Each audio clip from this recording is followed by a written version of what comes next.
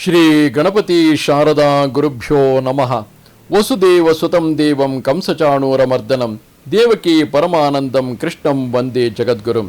ಶ್ರೋತೃಗಳಿಗೆ ಶ್ರೀಮದ್ ಭಾಗವತದ ಅಷ್ಟಮ ಸ್ಕಂದದಲ್ಲಿ ಗಜೇಂದ್ರನು ಮೊಸಳೆಯ ಹಿಡಿತಕ್ಕೆ ಸಿಕ್ಕಿ ಹಾಕಿಕೊಳ್ಳುವುದು ಎಂಬ 2ನೆಯ ಅಧ್ಯಾಯಕ್ಕೆ ಸ್ವಾಗತ.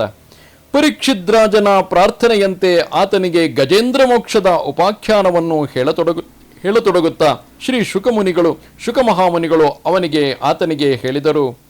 ಅಸೀದ್ ಗಿರಿವರೋ ರಾಜಂ ತ್ರಿಕೂಟ ಇತಿ ವಿಶ್ರುತಃ ಕ್ಷೀರೋದೇನಾವೃತ ಶ್ರೀಮಾನ್ ಯೋಜನಾ ಯುತಮುಚ್ಛ್ರಿತಃ. ಎಲೆ ರಾಜೇಂದ್ರನೇ, ಕ್ಷೀರ ಸಮುದ್ರದ ಒಂದು ದ್ವೀಪದಲ್ಲಿ ತ್ರಿಕೂಟವೆಂದು ಪ್ರಸಿದ್ಧವಾದ ಒಂದು ಸುಂದರವಾದ ಪರ್ವತ ಶ್ರೇಷ್ಠವು ಕಂಗೊಳಿಸುತ್ತಿತ್ತು. ಕಡಲಿನಿಂದ ಆವರಿಸಲ್ಪಟ್ಟಿದ್ದ ಆ ಗಿರಿರಾಜನ ಎತ್ತರ 10,000 ಯೋಜನಗಳು. ಸಾಗರದಲ್ಲಿ 4 ದಿಕ್ಕುಗಳಲ್ಲಿಯೂ ಹರಡಿದ್ದ ಅದರ ವಿಸ್ತಾರವೂ ಅಷ್ಟೇ ಆಗಿದ್ದಿತು.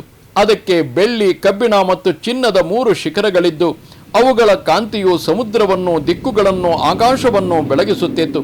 ಅದಕ್ಕೆ ಇವುಗಳಲ್ಲದೆ ಬಗೆ ಬಗೆಯ ರತ್ನಗಳಿಂದ ಹೊಳೆಯುತ್ತಿದ್ದ ಇನ್ನೂ ಅನೇಕ ಶಿಖರಗಳಿದ್ದು ಅವುಗಳ ಪ್ರಕಾಶವು ಎಲ್ಲ ದಿಕ್ಕುಗಳನ್ನು ತುಂಬಿಕೊಂಡಿದ್ದಿತು. ನಾನಾ ಜಾತಿಗಳಿಗೆ ಸೇರಿದ ಮರಗಳು, ಬಳ್ಳಿಗಳು ಮತ್ತು ಪೊದೆಗಳು ಅಲ್ಲಿ ಶೋಭಿಸುತ್ತಿದ್ದವು. ಜಳನೆ ಹರಿಯುತ್ತಿದ್ದ ಗಿರಿ ನದಿಗಳ ಗಂಭೀರವಾದ ನಾದವು ಅಲ್ಲಿ ಕಿವಿಗಳಿಗೆ ಹಬ್ಬವನ್ನು ಉಂಟು ಮಾಡುತ್ತಿತ್ತು. ಕೆಳಭಾಗದಲ್ಲಿ ಸುತ್ತಲೂ ಅದನ್ನು ನೆನೆಸುತ್ತಿದ್ದ ಕ್ಷೀರ ಸಮುದ್ರದ ಅಲೆಗಳು ಆ ಪರ್ವತರಾಜನ ಪಾದಗಳನ್ನು ತೊಳೆಯುತ್ತಿವೆಯೋ ಎಂಬಂತೆ ಕಾಣಿಸುತ್ತಿದ್ದವು. ಶ್ಯಾಮಲವಾದ ಇಂದ್ರನೀಲ ಮಣಿಗಳಿಂದಲೂ ಮತ್ತು ಪಚ್ಚೆಯ ಕಲ್ಲುಗಳಿಂದಲೂ ಅದರ ಭೂಮಿಗಳು ಥಳಥಳಿಸುತ್ತಿದ್ದವು. ಸಿದ್ಧರು, ಚಾರಣರು, ಗಂಧರ್ವರು, ಸಿದ್ಧಾಧರರು, ನಾಗರು, ಕಿನ್ನರರು ಮತ್ತು ಅಪ್ಸರ ಸ್ತ್ರೀಯರು ಅದರ ಗುಹೆಗಳಲ್ಲಿ ವಿಹರಿಸುತ್ತಿದ್ದರು. ಅಲ್ಲಿಯ ಸಂಗೀತ ಧ್ವನಿಯು ಗುಹೆಗಳೊಳಗೆ ಪ್ರತಿಧ್ವನಿಸುತ್ತಿದ್ದಾಗ ಅದನ್ನು ಕೇಳಿದ ಸಿಂಹಗಳು ಅದು ಬೇರೆ ಸಿಂಹದ ಗರ್ಜನೆ ಎಂದು ಭ್ರಮಿಸಿ ಅದನ್ನು ಸಹಿಸಲಾರದೆ ತಾವು ಪ್ರತಿಗರ್ಜನೆಯನ್ನು ಮಾಡುತ್ತಿದ್ದವು. ಆ ಪರ್ವತದ ತಳಭಾಗದ ತಪ್ಪಲು ಪ್ರದೇಶಗಳು ಬಗೆ ಬಗೆಯ ಅರಣ್ಯ ಮೃಗಗಳ ಹಿಂಡುಗಳಿಂದ ಅಲಂಕೃತವಾಗಿದ್ದವು. ನಾನಾ ವೃಕ್ಷಗಳಿಂದ ನಿಬಿಡವಾಗಿದ್ದ ದೇವತೆಗಳ ಉದ್ಯಾನವನಗಳಲ್ಲಿ ಹಕ್ಕಿಗಳು ಇಂಪಾಗಿ ಧ್ವನಿ ಮಾಡುತ್ತಿದ್ದವು. ನಿರ್ಮಲವಾದ ತಿಳಿನೀರಿನಿಂದ ತುಂಬಿದ ಅನೇಕ ನದಿಗಳು ಮತ್ತು ಸರೋವರಗಳು ಅಲ್ಲಿ ಶೋಭಾಯಮಾನವಾಗಿದ್ದವು.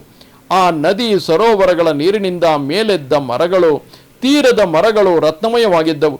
ಆ ನೀರಿನಲ್ಲಿ ದೇವತಾ ಸ್ತ್ರೀಯರು ಸ್ನಾನ ಮಾಡುತ್ತಿದ್ದುದರಿಂದ ಅದು ಸದಾ ಪರಿಮಳದಿಂದ ಘಮಘಮಿಸುತ್ತಿತ್ತು. ಆ ಸುವಾಸನೆಯನ್ನು ಹೊತ್ತ ತಂಗಾಳಿಯು ಅಲ್ಲಿ ಮೆಲ್ಲನೆ ಬೀಸುತ್ತಿತ್ತು. ಆ ದಿವ್ಯ ಪರ್ವತದ ತಪ್ಪಲಿನಲ್ಲಿ ಮಹಾತ್ಮನಾದ ವರುಣ ಭಗವಂತನ ಸುಂದರವಾದ ಉದ್ಯಾನವನವು ಕಂಗೊಳಿಸುತ್ತಿತ್ತು. ಋತುಮಾನ್ ಎಂಬ ಹೆಸರಿನಿಂದ ಪ್ರಸಿದ್ಧವಾಗಿದ್ದ ಆ ಉದ್ಯಾನವನದಲ್ಲಿ ದೇವತಾ ಸ್ತ್ರೀಯರು ಕ್ರೀಡಿಸುತ್ತಿದ್ದರು. ಅದರ ಎಲ್ಲ ಕಡೆಗಳಲ್ಲೂ ಸದಾ ಹೂವು ಹಣ್ಣುಗಳಿಂದ ತುಂಬಿ ಕಳಕಳಿಸುತ್ತಿದ್ದ ದಿವ್ಯ ವೃಕ್ಷಗಳು ಶೋಭಿಸುತ್ತಿದ್ದವು. ಮಂದಾರ, ಪಾರಿಜಾತ, ಪಾಟಲ, ಅಶೋಕ, ಸಂಪಿಗೆ, ಬಗೆ ಬಗೆಯ ಹೂವುಗಳು, ಅಮಟೆ, ಮೊರಟೆ, ಹಲಸು, ಅಡಕೆ, ತೆಂಗು, ಖರ್ಜೂರ, ಮಾದಳ, ಹಿಪ್ಪೆ, ಸಾಲ, ತಾಳೆ, ಹೊಂಗೆ, ಹೊನ್ನೆ ಮರ, ಕೆಂಪು ಮತ್ತಿ ಮರ, ಅತ್ತಿ ಮರ, ಜುಲ್ಲಿ ಮರ, ಆಲದ ಮರ, ಮುಳ್ಳು ಮುತ್ತುಗ, ಶ್ರೀಗಂಧದ ಮರ, ಬೇವಿನ ಮರ, ಕೆಂಗಾಚಾಲ, ಸರಳ, ದೇವದಾರು, ದ್ರಾಕ್ಷಿ, ಕಬ್ಬು, ಬಾಳೆ, ನೇರಳೆ, ಎಲಚಿ ಮರ, ತಾರೆ ಮರ, ರುದ್ರಾಕ್ಷಿ ಮರ, ಅಳಲೆಯ ಮರ, ನೆಲ್ಲಿ ಮರ, ಬಿಲ್ವಪತ್ರೆಯ ಮರ, ಬೇಲದ ಮರ, ನಿಂಬೆ ಮರ, ಗೇರು ಮರವೇ ಮುಂತಾದ ಮರಗಳು ಸುತ್ತಲೂ ಕಳಕಳಿಸುತ್ತಿದ್ದವು. ಆ ಉದ್ಯಾನವನದಲ್ಲಿ ಒಂದು ಸುಂದರವಾದ ಮತ್ತು ವಿಸ್ತಾರವಾದ ಸರೋವರವು ಕಂಗೊಳಿಸುತ್ತಿತ್ತು. ಸರೋವರದಲ್ಲಿ ಚಿನ್ನದ ಬಣ್ಣದ ಕಮಲಗಳು ಅರಳಿ ಶೋಭಿಸುತ್ತಿದ್ದವು. ಹಾಗೆಯೇ ಬಿಳಿ ನೈದಿಲೆ, ಎಳೆಗೆಂಪಿನ ನೈದಿಲೆ, ಕೆಂಪು ನೈದಿಲೆ, ಕನ್ನೈದಿಲೆ, ಶತಪತ್ರವೆಂಬ ತಾವರೆ ಎಂಬಿವೆ ಮುಂತಾದ ತಾವರೆಯ ಜಾತಿಯ ಪುಷ್ಪಗಳು ಕಾಂತಿಯಿಂದ ಮೆರೆಯುತ್ತಿದ್ದವು. ಮತ್ತೇರಿದ ದುಂಬಿಗಳು ಝೇಂಕರಿಸುತ್ತಿದ್ದವು. ಹಂಸ, ನೀರು ಹಕ್ಕಿ, ಚಕ್ರವಾಕ, ತಾವರೆ ಹಕ್ಕಿ, ನೀರು ಕೋಳಿ, ಕೋಯಷ್ಟಿ, ನೀರು ಕಾಗೆ ಮುಂತಾದವುಗಳು ಇಂಪಾಗಿ ಕಲಕಲ ಧ್ವನಿ ಮಾಡುತ್ತಿದ್ದವು.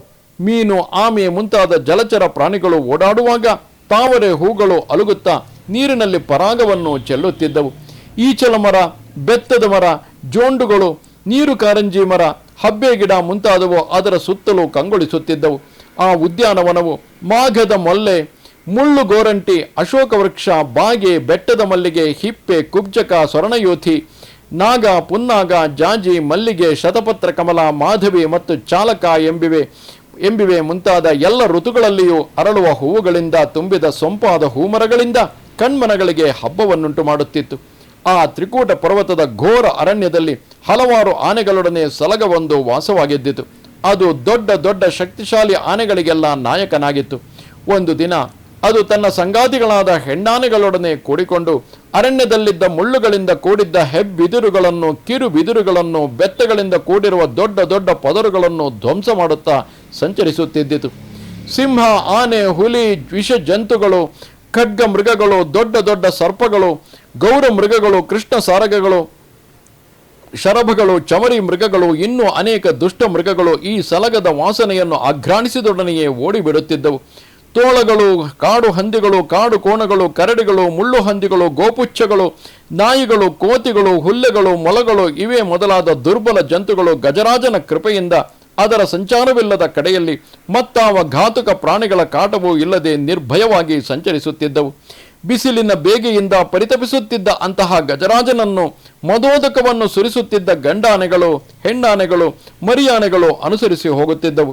ಮದೋದಕವನ್ನು ಪಾನ ಮಾಡಲು ಝೇಂಕಾರ ಮಾಡಿಕೊಂಡು ಹಿಂಬಾಲಿಸುತ್ತಿದ್ದ ದುಂಬಿಗಳಿಂದ ಸೇವಿಸಲ್ಪಡುತ್ತಾ ಆ ಸಲಗವು ತನ್ನ ಭಾರವಾದ ನಡಿಗೆಗಳಿಂದ ಪರ್ವತವನ್ನೇ ನಡುಗಿಸುತ್ತಿದ್ದಿತು. ಕಮಲದ ಧೂಳಿಯಿಂದ ಸಮ್ಮಿಶ್ರವಾದ ಸರೋವರದ ನೀರಿನ ಮೇಲೆ ಬೀಸಿದ ಘಮಘಮಿಸುತ್ತಿದ್ದ ತಂಗಾಳಿಯನ್ನು ಆ ಸಲಗವು ದೂರದಿಂದಲೇ ಅಘ್ರಾಣಿಸಿ ಮತ್ತೇರಿದ ಕಣ್ಣುಗಳನ್ನು ತಿರುಗಿಸುತ್ತಾ ಬಾಯಾರಿಕೆಯಿಂದ ಪೀಡಿಸಲ್ಪಡುತ್ತಿದ್ದ ತನ್ನ ಹಿಂಡಿನೊಡನೆ ಬಹುಬೇಗ ಆ ದಿವ್ಯ ಸರೋವರದ ಬಳಿಗೆ ಬಂದಿತು. ಆ ಸರೋವರದ ಜಲವು ನಿರ್ಮಲವಾಗಿದ್ದಿತು ಮತ್ತು ಅಮೃತದಂತೆ ಮಧುರವಾಗಿದ್ದಿತು. ಚಿನ್ನದ ಕಮಲಗಳ ಮತ್ತು ಕನ್ನೈದಿಲೆಯ ಪರಾಗದಿಂದ ಸುಗಂಧಿತವಾಗಿದ್ದಿತು.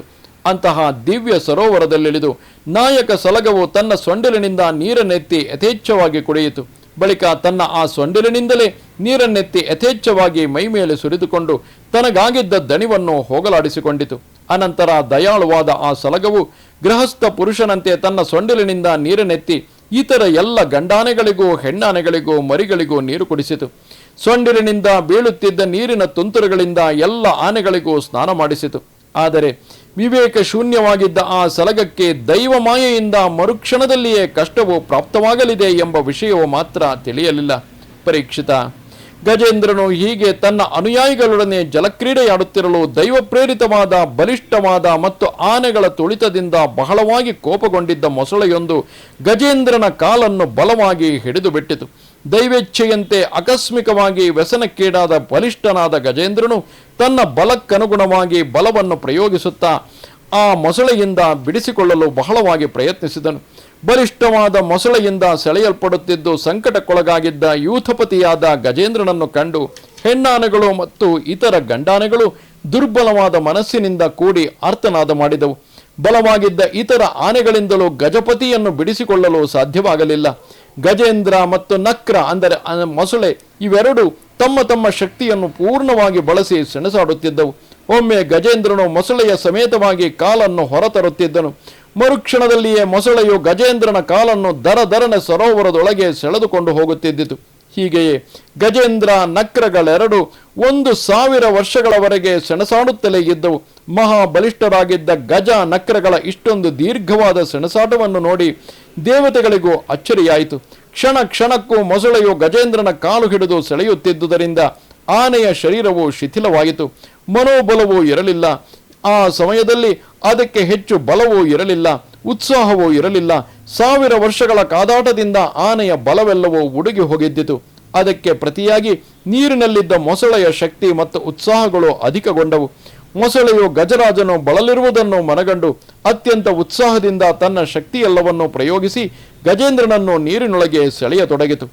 ದೇಹಾಭಿಮಾನಿಯಾಗಿದ್ದ ಮತ್ತು ತನ್ನ ಬಲದಲ್ಲಿಯೇ ಹೆಚ್ಚಿನ ವಿಶ್ವಾಸವನ್ನಿಟ್ಟಿದ್ದ ಗಜೇಂದ್ರನು ಆಕಸ್ಮಿಕವಾಗಿ ಪ್ರಾಣ ಸಂಕಟಕ್ಕೆ ಒಳಗಾದನು ಮತ್ತು ಆ ಪ್ರಾಣ ಸಂಕಟದಿಂದ ಬಿಡಿಸಿಕೊಳ್ಳಲು ಅಸಮರ್ಥನಾದನು. ಪ್ರಾಣ ಸಂಕಟದಿಂದ ಪಾರಾಗುವುದು ಹೇಗೆ ಎಂಬ ಬಗೆಗೆ ಗಜೇಂದ್ರನು ಬಹಳವಾಗಿ ಯೋಚಿಸಿದನು. ಕಡೆಗವನು ಈ ನಿರ್ಧಾರಕ್ಕೆ ಬಂದನು. ನಮಾಮಿ ಮೇ ಜ್ಞಾತಯ ಆತುರಂ ಗಜಾಹ ಕುತಃ ಕರಿಣ್ಯ ಪ್ರಭವಂತಿ ಮೋಚಿತುಂ ಗ್ರಾಹೇಣ ಪಾಶೇನ ವಿಧಾತುರಾವೃತೋ ಅಹಂಚತಂ ಯಾಮಿ ಪರಂಪರಾಯಣಂ. ಮೊಸಳೆಯ ರೂಪವಾಗಿರುವ ದೈವದ ಶಾಪದಿಂದ ನಾನು ಸುತ್ತುವರಿಯಲ್ಪಟ್ಟಿದ್ದೇನೆ. ಸಂಕಟಕ್ಕೊಳಗಾಗಿರುವ ನನ್ನನ್ನು ಅನುಯಾಯಿಗಳಾದ ಗಂಡಾನೆಗಳು ಬಿಡಿಸಿಕೊಳ್ಳಲು ಸಮರ್ಥವಾಗಲಿಲ್ಲ. ಹೀಗಿರುವಾಗ ಹೆಣ್ಣಾನೆಗಳ ಮತ್ತು ಮರಿಯಾನೆಗಳ ವಿಷಯವಾಗಿ ಹೇಳುವುದೇನಿದೆ? ಆದುದರಿಂದ ಈ ಸಮಯದಲ್ಲಿ ಸಕಲರಿಗೂ ಏಕಮಾತ್ರ ಪರಾಯಣನಾದ ಪರಾತ್ಪರನಾದ ದಯಾಮಯನಾದ ಭಗವಂತನನ್ನೇ ಶರಣು ಹೊಂದುತ್ತೇನೆ. ಯಃ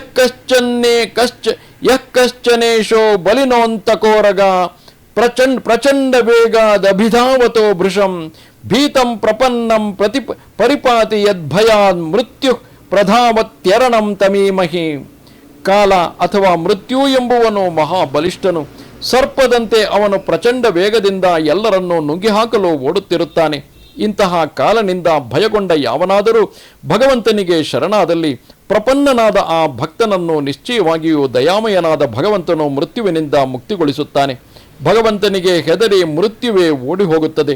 ಈ ಸಮಯದಲ್ಲಿ ಅನನ್ಯ ಗತಿಕನಾಗಿ ಅತ್ಯಂತ ದಯಾಮಯನಾದ ಪ್ರಭುವನ್ನೇ ಶರಣು ಹೊಂದುತ್ತೇನೆ ಎಂದು ಆ ಆನೆಯು ತನ್ನೊಳಗೆ ಅಂದುಕೊಳ್ಳುವಲ್ಲಿಗೆ ಮಹಾಪುರಾಣವೋ ಪಾರಮಹಂಸ ಸಂಹಿತೆಯೋ ಆಗಿರುವ ಶ್ರೀಮದ್ ಭಾಗವತದಲ್ಲಿ ಅಷ್ಟಮ ಸ್ಕಂದದ 2ನೆಯ ಅಧ್ಯಾಯವು ಮುಗಿಯಿತು. ನಮಸ್ತೆ ಶಾರದೆ ದೇವಿ ಕಾಶ್ಮೀರ ಪುರವಾಸಿನಿ ತ್ವಾಮಹಂ ಪ್ರಾರ್ಥಯೇ ನಿತ್ಯಂ ವಿದ್ಯಾದಾನಂಚ ದೇಹಿಮೆ. ನಮಸ್ಕಾರ.